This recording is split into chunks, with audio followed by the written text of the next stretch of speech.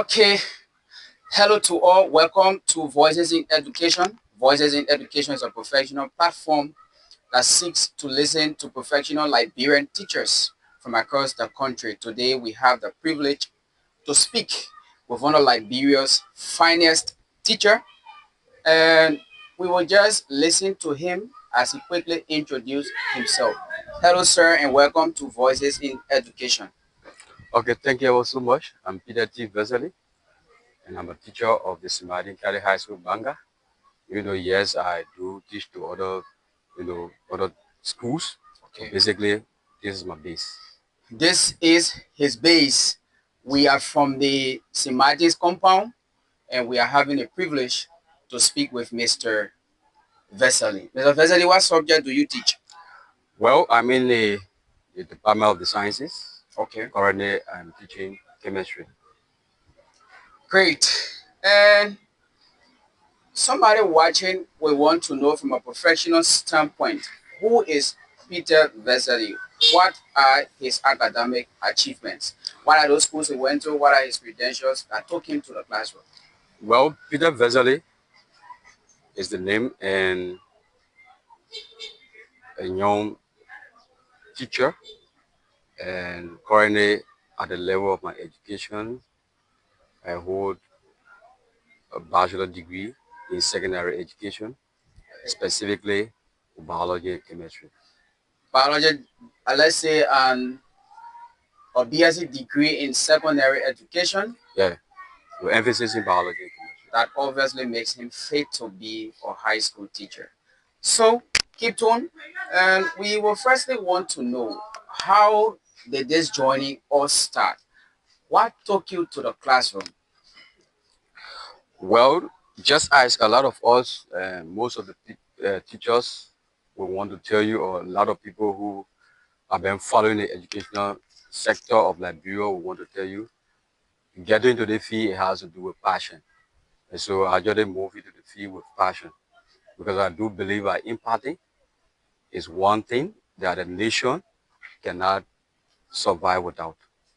So bringing all the young kids to become future leaders, to become medical doctor, to become engineers, to become, leaders of tomorrow. Yeah, You cannot do them in the absence of having the passion. So I came into the field with the passion of helping to mold the minds of young people. that's wonderful passion. And how long have you been in the teaching profession? Well, I've been in the teaching area for like 11 years. 11 years. 11 years, and generally 11 years. But professionally, I have spent 8 years. That's a good one. So that means the first 3 years, I did not have any training, and the rest of that, I was around the elementary, junior high, helping pop in the system. But that was part of my effort to get me to where I am today. Sure. So, but professionally, I've been there for like 8 years. Great. So over those years, what has been your motivation? What has kept you in a classroom regardless of those challenges we face as teachers across So, Liberia? so yes, when you ask that question, there are several things. Even though one of which have been the pillar of that have been passion for the job. Okay. Next to that have been the uh, output. Let's say the result of students. That means the output of the case that we mold. Right. We see them coming out, better than before. Sure. Make a difference, make an impact in life. So once you're doing something and you see that what you're doing yielding result, you keep doing it. Yeah. Right? Most So you especially have been when a like result, passion, and then based on the output of our products. when you plant a seeds and you see Yeah, so this. once it grows better and you see that you whip the fruit, you get motivated to do more. That's a good one. And somebody will want to know, our educational system across this country has several challenges. Of course, yes. You, as a classroom teacher for the past 11 years, what are some of those key challenges that are hindering the learning space of young children, of youth across Liberia? Well, Liberia as a country has a lot more to do educationally. So up to now, the issue of children taking responsibility of their learning process Yeah. have been a major challenge. Parents, getting motivated to get their children enrolled into the academic is also one of the major problems. And besides that, the one and the long-standing, challenge that we all face is the issue of salaries of teachers. Salaries. Yeah, salary of teachers. So a lot of teachers, most schools, if not the private, sorry, the government school that try a little bit, Yeah. even though there are a lot of challenges because there are a lot of volunteer teachers not being paid, if work overtime. So the issue of salary have been the major problem for our educational sector. So, somebody will want to know, teachers are underpaid on the average in Liberia, regardless of competence, regardless of Qualification. qualification, regardless of experience, regardless of job frequency or workload.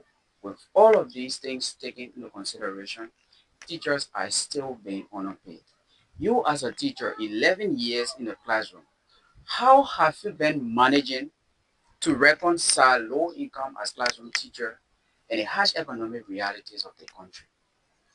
Well, you know, once you plan your life, no matter how much you achieve or how much you got Yeah. as your bank balance, you live according to that. Yeah. So we've just been able, as I, as an individual, just being able with my little earning, helping family member based on my budget I made to suit what I earn. Okay. So not going beyond, right?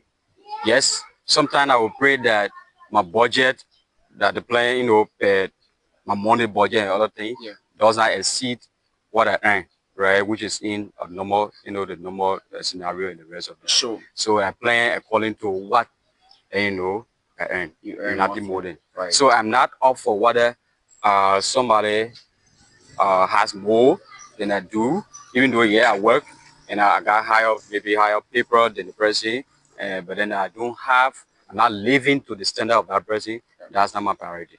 My priority here is to make my budget in line with what I earn. So we've got a lot to talk about, but because of the time, we may not really complete the full interview.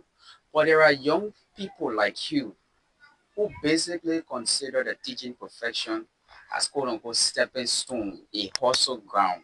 And looking at the education system, that is the birth of all professions, the birth of all disciplines. Of course. You, as a professional teacher, what message do you have to virgin teachers, to teachers who are coming into the discipline because they consider it to be quote unquote also ground or stepping stone? Well, I don't want somebody to think that the educational fee is a hustle ground. I don't want to take that. I won't accept it, Okay. no matter how many times you convince me. Because, coming into the teaching field, one needs to have passion for the job. Because even before getting into the field, while in the classroom as a student, Yeah. sometimes you look at the well-being of your teacher and you get to realize that they are earning little or nothing. For crying out loud, no one will want to, deprive themselves for what they need to put on Today. or what they need to eat Today. and not upgrading their life or because maybe they want to be stingy. So most often, teachers who are teaching in the classroom, they don't have. Okay. And that's a reality, Yeah. right? They're not getting the salary as compared to other professional, a career earners or whatever. But then when you're coming into the field as a young person, knowing fully well that um, teachers are not being paid, but their workload is a beginning to have value attached to the passion you bring into the field. Right. Because once you have the mindset that yes, I'm going there to also the rest of that, it means that you're not coming with passion. It means that you have not understood who a teacher is in Liberia. Right. Good.